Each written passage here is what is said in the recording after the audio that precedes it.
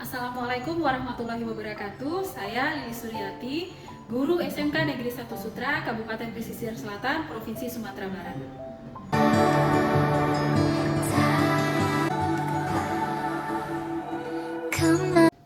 Baiklah, kasus pertama, saya melakukan segitiga restitusi terhadap salah seorang siswa saya yang bernama Bening yang melanggar peraturan sekolah, terlambat masuk ke dalam jam pelajaran ketiga dikarenakan keluar perkarangan sekolah untuk makan. Sehingga dulu sahabat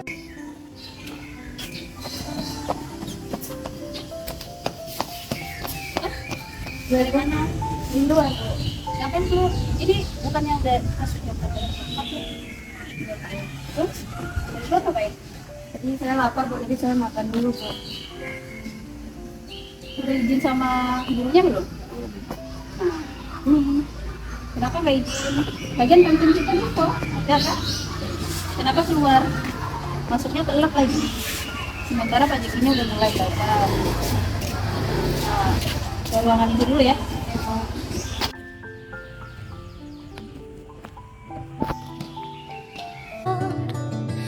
perjalanan.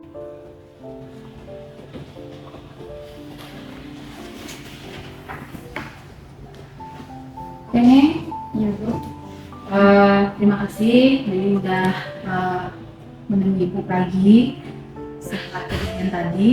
Ibu panggil Bening ini karena Ibu mau kita mendiskusikan masalah yang Bening hadapi tadi, bagaimana supaya kita bisa mencari solusi. Ini bagian dari Ibu karena menghargai Bening sebagai siswa Ibu. Jadi kita dengarkan sama-sama dan kita cari solusinya sama-sama. Gimana? Terima kasih ya Bu. Tak ada tempat. Oke. Nah, Ibu tadi kebetulan berada di pos satpam, mungkin Bening sendiri lihat. Kemudian Bening masuk berlari ke tukaran sekolah. Nah, setelah Ibu lihat, ternyata Bening terlambat masuk di jam pelajaran ketiga, yaitu pelajaran Pak Ciki. Kemudian ini bisa mengganggu teman-teman, teman-teman yang berada di dalam kelas atau yang lagi belajar karena fokusnya bisa terpecah ketika ini masuk. Nah, ini kita harus mencarikan solusi. Ini minta maaf ya Bu. Ning sudah tidak tahan Bu, dan Ning juga sangat lapar Bu, dan tidak tahan juga menunggu. Oke, Ibu mengerti bahwa Bening itu lapar, namun Bening harus tahu bahwa ada aturan sekolah yang harus kita patuhi. Kita tidak bisa asal sebelum jam pelajaran, sebelum jam istirahat berbunyi, berarti ini tidak boleh asal keluar minta izin pergi makan, karena itu aturan sekolah.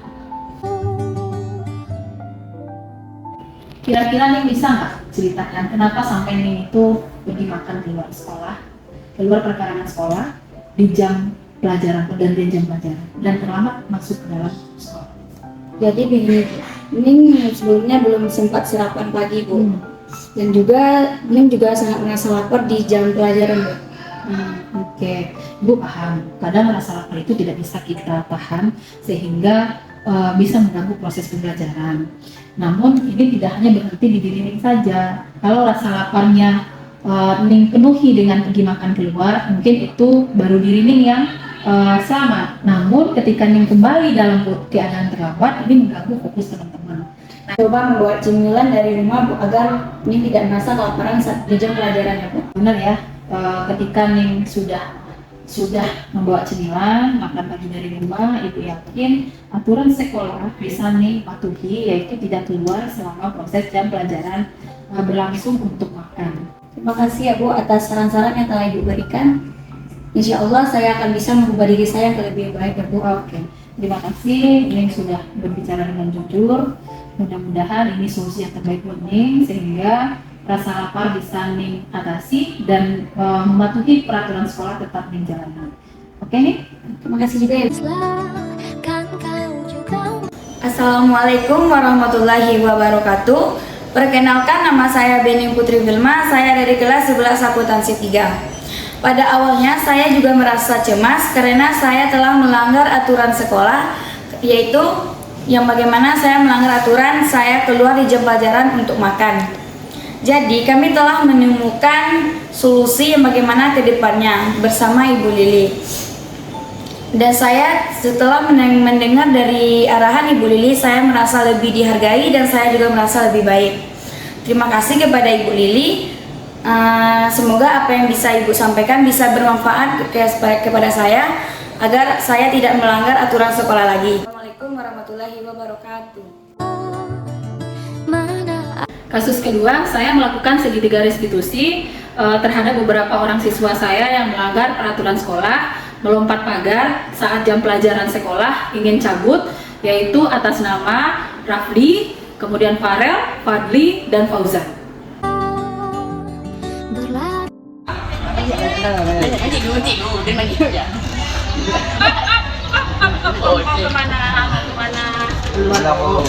Keluar kan belum pulang, belum pulang. Terus? Pulang dulu.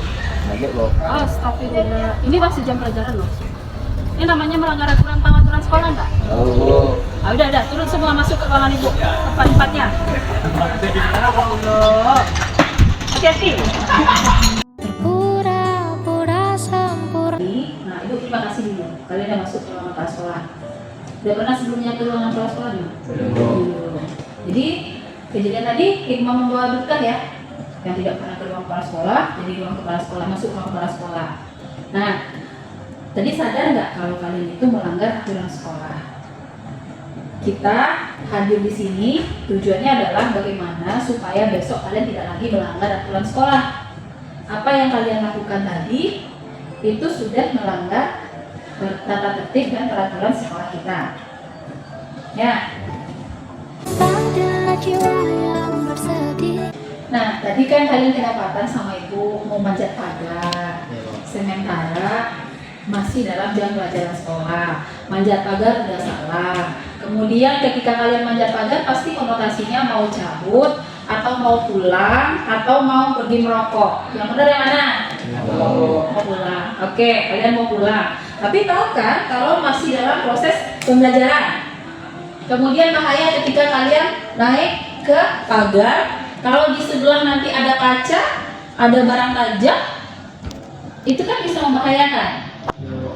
Oke. Ingin dunia yang kau huni. Nah, kira-kira kenapa kalian sampai memanjat pagar? Saya akan merasa sangat stres dan butuh waktu sendiri. Nah, kenapa? Tadi belajarnya belajar apa? Matematika sama Lumayan. Jadi, kenapa? Banyak tugas. Ya, Terus, kalian bosan. Kenapa bosan? Nggak ingin meluangkan waktu sendiri, kan nanti bisa pulang sekolah. pulang kan lama. Waktu pulang lama, tapi oke, ibu paham kenapa kalian tidak menyukai pelajaran matematika, merasa bosan, merasa stres karena banyak tugas-tugas. Memang seharusnya pembelajaran matematika seperti itu, harus banyak latihan agar kalian terbiasa. Namun dengan kalian pergi keluar memanjat, itu bukan solusi. Nah, itu bukan solusi. Oke, jadi bisa saja ketika kalian stres, kalian misalnya tidak memahami, kalian temui guru mayanya atau belajar dengan teman yang sudah paham di dalam kelas. Tidak lari keluar, belajar. Lebih baik kalian berempat ini belajar kelompok di rumah. Diolah soal-soal yang serupa dengan soal yang diberikan guru maya, sehingga pertama tingkat stres tidak timbul, kemudian kalian bisa paham secara bersama, bisa mengajari teman yang belum paham dan tidak melanggar tata tertib yang ada di sekolah kita. Nah, kemudian dengan kalian menemui guru maya, sampaikan ke guru maya kalau kalian tidak paham, belajar kelompok. Kira-kira menurut kalian gimana? Setuju? Kalian setuju? Rafli? Setuju. Fadli? Setuju. Fauzan? Setuju. Jadi ini kan tidak terulang lagi, sehingga kalian selain belajar dengan guru mayanya lancar, kalian juga tidak melanggar yang namanya tata tertib sekolah. Ya? Gimana? kira-kira kita coba untuk selanjutnya kalian tidak akan mengulangi lagi. Baik, Bu. Terima kasih, Bu.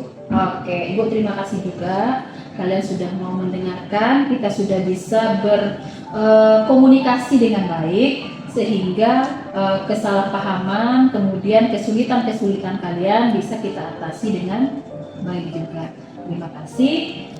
Sekarang lanjutkan masuk dengan Bu Rumaya. Kalau nanti ada teguran dari Bu Rumaya, ikuti proses untuk masuk ketika sudah terlambat. Bisa Ibu percaya? Bisa, Bu. Bisa yakin ya? Bisa. Nggak loncat pagar lagi ya? Ya, Bu. Oke, terima kasih. Ada kamu kembali. Assalamualaikum warahmatullahi wabarakatuh. Perkenalkan nama saya Fadli. Perkenalkan nama saya Farel. Perkenalkan nama saya Rafli. Perkenalkan nama saya Fauzan. Awalnya saya sangat takut sekali saat dipanggil ke ruang kepala sekolah. Melanggar peraturan sekolah karena memanjat pagar saat pembelajaran sekolah. Setelah saya mengikuti proses bersama Ibu Lili, saya sadar saya merasa salah, merasa baik, dan merasa dihargai. Dan saya menemukan solusi